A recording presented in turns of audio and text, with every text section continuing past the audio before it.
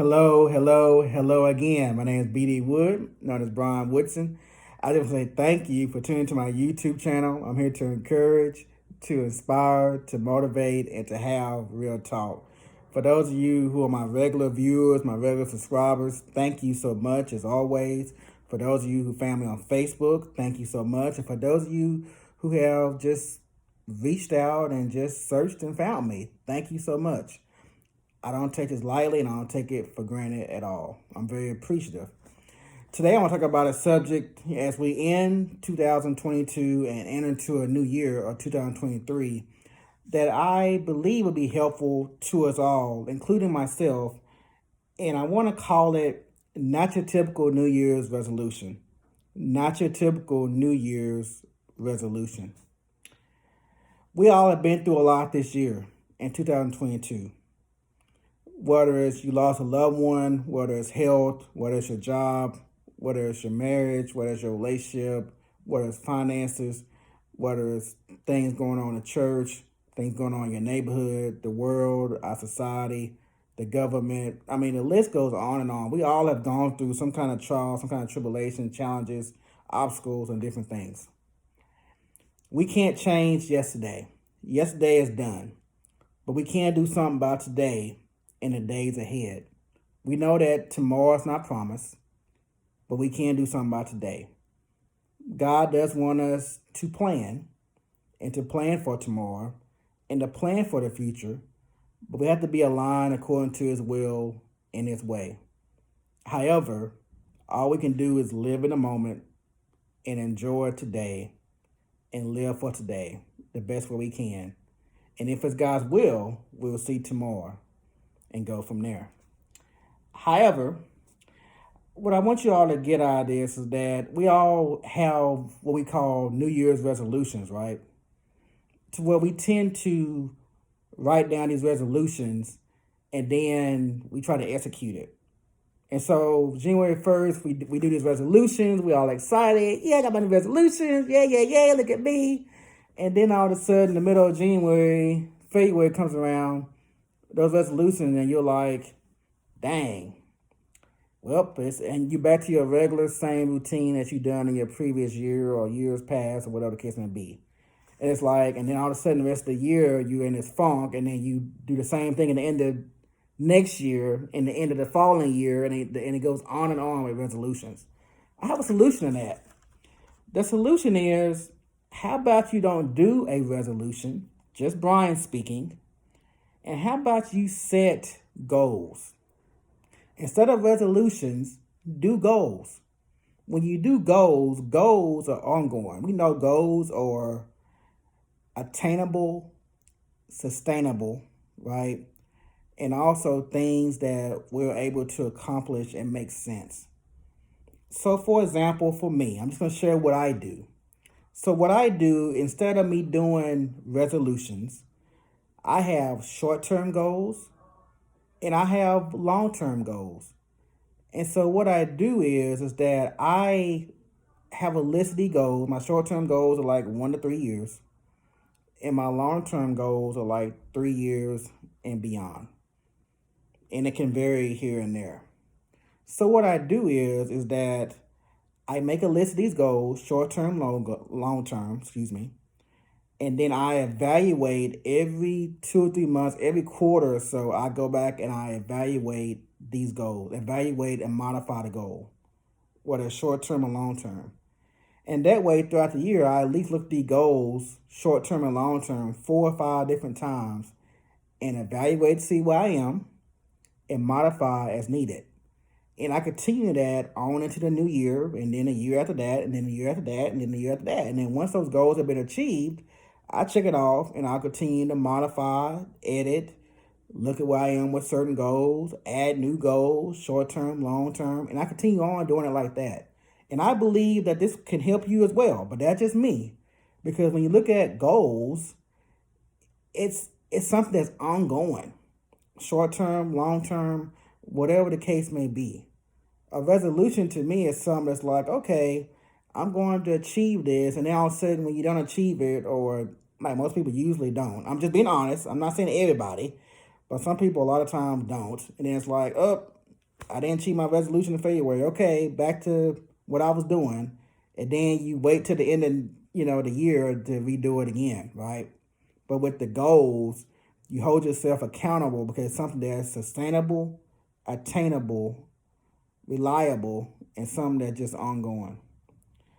So what I want you to do also is to remember to let go in this year, as we end this year, let go of those things, distractions, people, situations, whatever it is that's hindering you from your growth in Christ and also being a better version of yourself. I know we all want to be better. And I know we all, most importantly, want to grow in Christ. Don't look back, but move forward. Yesterday, as I mentioned earlier, is done. Look ahead. Now, our past experiences, our past situation, those are a blessing in disguise because our past, I believe that experience is our best teacher. And I'm a living witness of that. I have learned, I have evaluated, and I have grown from my past experiences that has happened in my life, whether it's good, bad, or ugly. What about you? Think about that for a moment. Have you learned from your past experiences, mistakes, decisions? Is experience truly your best teacher? I believe it is, because it helps you be better than what you are today.